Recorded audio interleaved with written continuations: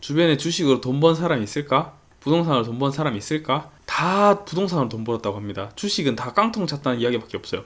왜 주식으로 돈 번 사람이 없을까? 주식은 그렇게 많이 하는데 누가 다 먹었을까? 내 계산 다 어디 갔을까? 다들 그러잖아요. 왜 그럴까요? 그 이유를 한번 보도록 하겠습니다. 이거는 좀 여러분들이 이러지 않았으면 좋겠어서 한번 가지고 와봤는데요. 남편이 주식으로, 마누라가 주식으로 라는 단어를 한번 네이버에 검색을 해봤습니다. 그랬더니 참 희한하게 남편이 주식으로 몰래 대출받아서 했다는 이야기를 엄청 많이 했어요. 나 모르게, 저 몰래, 그다음에 남편이 몰래 주식하다 걸렸습니다. 뭐 이혼 준비 중입니다. 남편이 저 모르게, 다 부인을 모르게 했다는 거죠. 그다음에 아내가 주식했는 경우는 그렇게 많지 않았습니다. 있긴 있었는데 남편이 저 몰래 하는 것보단 비율이 훨씬 낮았어요. 참 궁금하죠. 주식은 왜 몰래 할까요? 제가 생각해 봤는데 한 3가지 정도의 이유가 생각이 났습니다. 원금 손실이 위험한 줄 알아서 이야기를 안 하고 했는 거예요. 그 다음에 주식한다고 이야기를 해도 허락을 안 해줄까봐 싶어서 그냥 혼자 몰래 했던 겁니다. 3번째는 몰래 하고 싶어서. 이거는 좀 이상하죠. 몰래 하고 싶어서는. 그다음에 허락을 안 해줄까봐 오케이 해주는 사람이 없을 건데, 근데 오케이 하다가 걸렸을 때 뒷감당은 생각을 많이들 안 하시는 것 같아요. 원금 손실이 위험한 줄은 모두 알고 있습니다. 근데 투자를 하려면 다 원금 손실이 있으니까 그거는 뭐 어쩔 수 없는 거겠죠. 근데 왜 다 주식을 몰래 할까요? 저는 좀 떳떳하게 이야기를 했으면 좋겠습니다. 이야기를 하고 주식으로 잃으면 돈을 잃는 건데 몰래 하다가 걸리면 가정이 박살나거든요. 아시잖아요. 만약에 여러분들 중에서 주식 몰래 하시는 분이 있다면 공개를 좀 해보세요. 근데 공개하지 못할 수준으로 많이 까먹었다. 그러면 이제 제가 어떻게 말씀을 못 드리겠네요. 그래도 시작하시는 분들은 무조건 몰래 하는 거 아닙니다. 몰래 하다 걸리면 가정이 다 박살이 나요. 박살이 나니까 제발 몰래 하지 마세요. 하고 있는 게 조금 소액이다, 아니면 손실을 조금만 봤다, 지금 그래도 돌이킬 수 있는 수준이다 싶으면 깔끔하게 이야기를 하는 게 더 낫다고 생각을 합니다. 근데 제가 이렇게 이야기를 하라고 말씀을 드려서 이야기했더니 뭐 어떻게 됐다라고 하면서 저를 찾아오시면 안 되고요. 저는 만약에 몰래 할 거다, 몰래 안 하고 떳떳하게 할 거다라고 하면 무조건 떳떳하게 해야 된다라고 말씀을 드리고 싶네요. 이게 주식을 잘하는 방법보다 이렇게 하는 게 더 중요합니다. 주식을 공개적으로 위험하지 않게 한다는 걸 알리고 조금씩 주식을 하는 게 훨씬 더 중요하다라는 걸 말씀드리고 싶네요. 전 여러분들께 일본 주식 할 때 어떤 주식 샀는지 이렇게 말씀을 드렸습니다. 왜 이렇게 말씀을 드렸을까요? 떳떳하니까 말씀을 드렸어요. 왜 제가 이 방법을 사용을 했고 왜 이런 걸 샀고 그 이유에 대해서 다 설명을 드렸습니다. 그리고 수익률에 대해서도 지난번에 한번 영상으로 공개해 드렸죠. 지금 이 수익률보다 훨씬 더 높죠. 제가 주식을 잘한다는 게 아니고, 자랑하는 게 아니고, 주식에 대해서는 이렇게 투명하게 좀 오픈을 할 수 있을 정도로 좀 가족들이랑은 이야기를 해가면서 이야기를 했으면 좋겠다라는 거예요. 전 여러분들이 좀, 저는 그 내적 친밀감이 있거든요. 그래서 이렇게 어떤 종목을 샀고 왜 샀는지를 이야기를 하면서 영상을 찍고 있거든요. 이 종목들은 이제 좀 있으면 다 처분할 예정이고, 지금 이 종목을 사라는 거 주식 종목 추천 절대 아닙니다. 이거 사시면 안 돼요.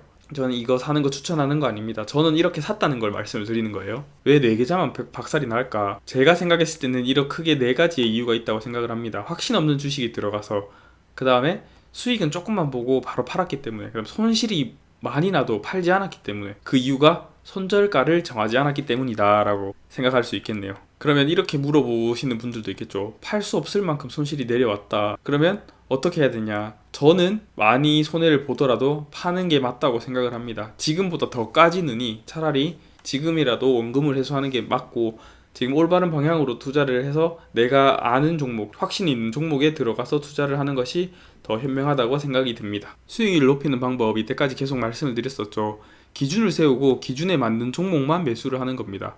퍼 10 이하만, 소형주만 투자를 하겠다, 그 다음 분산 투자를 하겠다, 20개 종목을 나눠서 하겠다. 이때 중요한 게 업종, 산업을 나눠서 분산을 해야 된다 라고 말씀을 드렸었죠. A전자, B전자, C전자를 사는 거는 분산 투자가 아닙니다. 그 다음에 A제약, B제약, C제약은 분산 투자하는 게 아니에요. 근데 A건설, B전자, C화장품 이렇게 하는 거는 분산 투자가 맞아요. 이렇게 골고루 한 20개의 종목을 사면 좋습니다.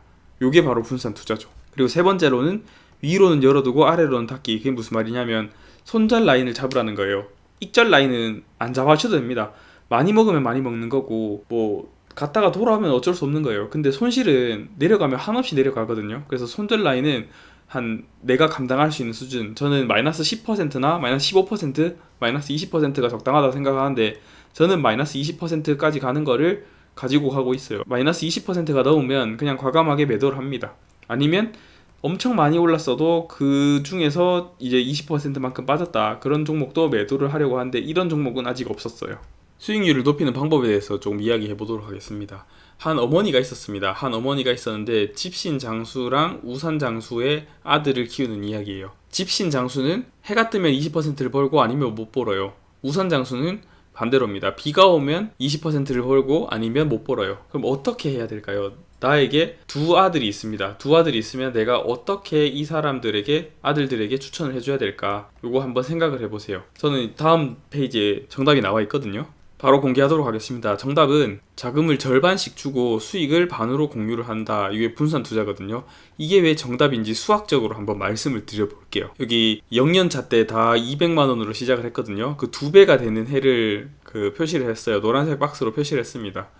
만약에 내가 집신 아들만 둘 키운다, 우산 아들만 둘 키운다, 집신 아들 하나, 우산 아들 하나를 키운다 라고 했을 때 날씨가 해가 5번 뜨고 비가 5번 내리는, 연속적으로 그런 경우가 있는 걸 한번 봤고요. 그 다음에 해, 비 이렇게 나눠서 퐁당퐁당 계절이 바뀌는 그런 경우도 나눠서 생각을 해봤습니다. 만약에 내가 잘 찍었어, 만약에 해가 뜰 것 같아서 집신 장수 두 사람에게 몰빵을 했습니다. 그러면 4년 만에 2배가 됐어요. 200만 원으로 시작해서 415만 원이 되는 해가 나왔습니다. 근데 5번 연속으로 비가 오죠. 그러면 그 다음에 그 상태로 그대로 가게 되는 겁니다. 반대로 제가 우산 장수를 했는데 종목을 잘 못 맞췄어요. 날씨를 잘 못 맞췄더니 5년 동안 200만 원이 그대로 200만 원입니다. 근데 그런 다음에 5년 동안 꾸준히 벌었겠죠. 그런 다음에 5년 동안 꾸준히 벌었습니다. 그래서 4년이 지난 9년 차 때 200만 원의 원금이 400만 원이 넘겼습니다. 그 다음에 만약에 집신 우산 장수 한 명 한 명씩 있었다면 어떻게 될까요? 조금씩 서서히 늘면서 8년 차 때 400만 원을 넘기게 됩니다. 2배를 넘기게 돼요. 근데 그 다음 해에도 수익을 얻게 되는 거죠. 만약에 이번에 날씨가 이렇게 꾸준하게 해가 뜨거나 꾸준하게 비가 오는 게 아니라 퐁당퐁당 있는 날씨를 한번 해볼게요. 그런 경우에는 집신 장수 2명이랑 우산 장수 2명은 7년 아니면 8년차 때 2배를 넘었습니다. 이렇게 해가 뜨는 건 사실은 우리 주식 상황이 좋은 걸 말하고 비가 오는 건 주식 상황이 안 좋은 걸 말하는 거거든요. 그래서 꾸준히 좋을 때도 있고 꾸준히 안 좋을 때도 있는데 횡보하는 장일 수도 있겠잖아요. 횡보하는 장에서는 어떻게 되겠느냐. 그래서 만약에 집신 장수만 2명 있었으면 7년 차 때 원금이 2배가 되었고 우선 장수 2명 있었다면 8년 차 때 원금이 2배가 되었습니다. 그런 다음 C는 8년 차 때 똑같이 2배가 되었는데요. 그 다음이 웃깁니다. 10년 차 때 500을 넘기는, 2.5배를 넘기는 거는 분산 투자한 이 C밖에 없다는 거예요. 해가 연속 5번이고 비가 연속 5번 왔을 경우에 그래프를 나타내면 A는 이렇고 B는 이렇고 C는 이렇습니다. A는 집신 장수만 2명, B는 우산 장수만 2명, C는 집신 장수 1명, 우산 장수 1명인 어머니가 그린 그래프예요. 그래서 끝을 보셔야 돼요. 끝을. 결국에는 요 앞에 거는 날씨가 좋든 나쁘든 다 10년 동안의 그래프이기 때문에 결국에는 다 수렴을 하게 됩니다. 근데 결국 제일 수익률이 높은 건 무엇이냐? 집신 장수 1명, 우산 장수 1명을 나눠서 한 사람이 수익을 반반으로 나눠서 재투자했을 때 그때가 수익률이 가장 높아요. 가장 낮을 것 같은데 가장 높죠. 다음 두 번째 예시 보겠습니다. 해와 비가 번갈아씩 10번씩 왔어요. 해 한 번, 비 한 번, 해 한 번, 비 한 번 이렇게 왔습니다. 그럴 경우에는 만약에 둘둘씩 키운다면 이렇게 조금 불완전한 그래프가 나타나는 걸 볼 수 있겠죠. 근데 집신 장수 1명, 우산 장수 1명 있었으면 이렇게 꾸준하게 수익을 얻는 그래프를 볼 수 있습니다. 그리고 제일 마지막에는 2.5배를 넘기는 거는 10년차 때 2.5배를 넘기는 건 집신 장수 1명, 우산 장수 1명을 둔 어머니밖에 없었어요. C 어머니밖에 없었습니다. 이제 대충 분산 투자에 대한 이제 감이 잡히시나요? 이 퀴즈를 한번 내보도록 하겠습니다. A, B, C, D 중에서 가장 돈을 많이 번 사람은 누구일까요? 순위를 한번 매겨보세요. 계산 오래 하지 않고 스탑하고 3초만 고민해보도록 하겠습니다. A는 9%씩 꾸준하게 벌었어요. B는 10%씩 꾸준하게 벌었습니다. C는 20% 두 번, 25% 한 번, 마이너스 30% 한 번. 그 다음에 D는 20%, 30%, 50%를 벌고 20%, 20% 까먹었습니다. E는 100% 한번 벌고 마이너스 35%를 까먹었어요. 그랬더니 합계가 45, 50, 55, 60, 65 이렇게 되겠죠. 이걸 다 더하면 45, 이거 다 더하면 50. 이랬을 때 누가 제일 많이 벌었을까요? 누가 제일 수익률이 낮을까요? 3초 드리겠습니다. 한번 고민해 보세요. 3, 2, 1. 놀랍게도 B가 제일 많이 벌었습니다. B가 왜 제일 많이 벌었는지를 한번 설명을 드려볼게요. 당연히 A보다는 많이 벌었겠죠. 왜냐면 A는 9%씩 꾸준하게 벌었는데 B는 10%씩 꾸준하게 벌었으니까. 근데 100%, 막 50% 이렇게 벌었는 사람보다 25% 벌었는 사람보다 얘가 더 많이 벌었을까? 왜 그럴까?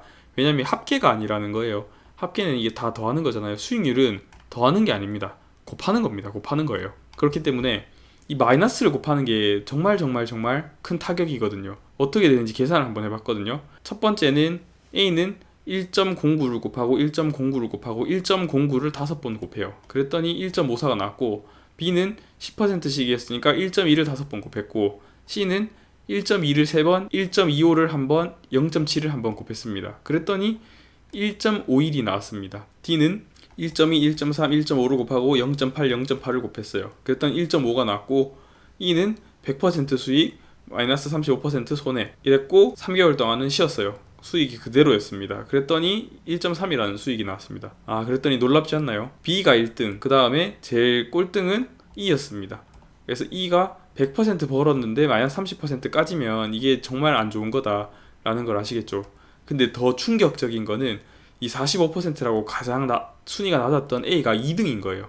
A가 2등이고 그 다음 C가 3등, 그 다음에 D가 4등이에요. 정말 놀랍지 않습니까? 수익률을 높이는 방법은 되게 단순합니다. 수익률을 높이는 방법이 무엇이냐?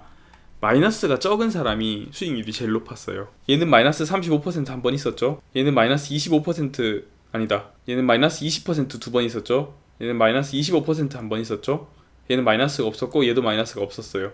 그랬더니 아무리 많이 벌었어도 결국에는 다 까먹는다는 거예요. 2만원 넘었던 적이 있는 사람은 E밖에 없어요. 23,000원 넘었던 사람은 D밖에 없습니다. 21,000원을 넘었던 건 C밖에 없어요. 근데 결국에는 다 꼬라박는다는 거예요. 마이너스가 이렇게 무섭습니다. 결국엔 어떻게 되냐? 제가 요 영역을 한번 확대를 한번 해볼게요. E가 제일 낮습니다. 많이 벌었더라도 많이 마이너스를 까면 5등이고 그 다음 마이너스인 D가 4등을 하고요. 그 다음 C, 그 다음 마이너스가 많았던 C가 3등을 했습니다. 그런 다음에 꾸준히 10%씩 먹었던 B가 당연히 1등을 했고, 그 다음에 꾸준히 9%씩 먹었던 A가 아무리 수익률이 작더라도, 수익률 합계는 제일 작더라도 그래도 2등을 했어요. 이게 무엇을 의미하느냐? 수익률은 더하기가 아니라 곱하기다. 무조건 이렇게 더하는 게 아니라는 거죠. 더하는 게 아닙니다. 무조건 곱하라는 거예요. 월급은 더하기니까 빨리 재테크를 하라고 이야기하잖아요. 근데 재테크를 할 때 주의해야 되는 점이 있어요. 재테크는 곱하기니까 잃는 것도 곱하기가 되는 거예요. 많이 벌었어도 크게 마이너스면 정말 많이 곱해서 까먹습니다. 그래서 잃지 않고 정말 작게 먹더라도 큰 손실이 안 나는 게 엄청 중요한 거예요. 그래서 수익률 높이는 방법이 뭐다? 손실을 줄이면 수익률이 높아진다. 이거 굉장히 간단하고 여러분들도 다 알고 계시잖아요. 근데 이렇게 행동하지 않는다니까요. 수익률을 높이는 방법은 손실을 낮추는 게 수익률을 높이는 거다. 이렇게 아시면 되겠습니다. 이건 무조건 명심하셔야 돼요. 그래서 제가 추천드리는 자산관리 방법은 마이너스가 크면 무조건 망하기 때문에 업종, 대형, 소형주를 분산해서 투자를 하는 게 가장 중요하고, 주식도 하고 ETF도 하고 달러도 하고 엔화도 하고 금 투자도 해야 된다는 거예요.